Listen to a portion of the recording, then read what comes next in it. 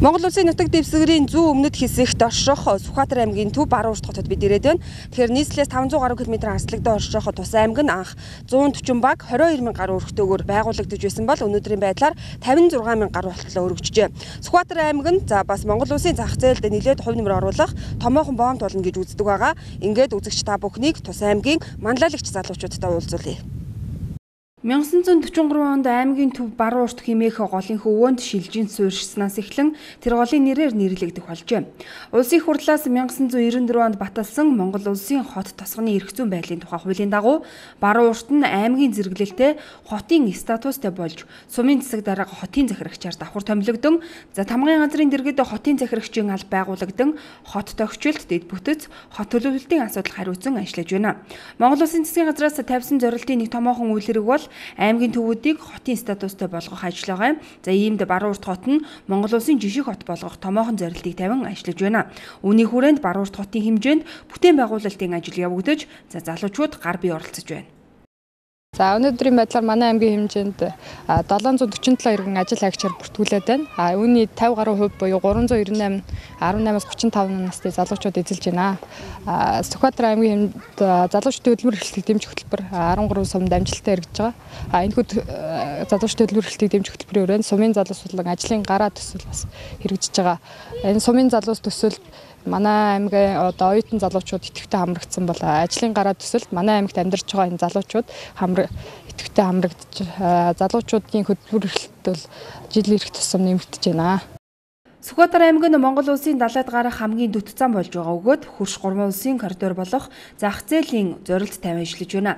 За томоохон зорилтуудыг тавин хийж бүтээх их ажлын үнцийг бий болгосон баруун урт хотын залуус тавьсан зорилгоо биелүүлэх хариуцлагатай үргийг хүлээж байна гэсэн үг. За энэ төслөл одоо манай залуучуудыг нэлээд идэвхжүүлэх тийм ээ. За нийгмийн тийм харилцаанд нэлээд идэвхтэй оролцуулах талаас нь маш их анхаарсан тийм зөв санаачлага гэж бодож байгаа. За миний санаа бол Сүхбаатар аймагт бүтээн байгуулалтыг хийхэд ямар нэгэн байдлаар маш их оролцоо байгаа ч гэсэн залуучуудын маань сэтгэхгүй тэр хандлага гэдэг зүйл арай тутмаг байгаад байна уу да. Төвнийг өөрчлөх тал дээр ер нь миний санаа бодолч гэсэн тэн дээр анхаарай.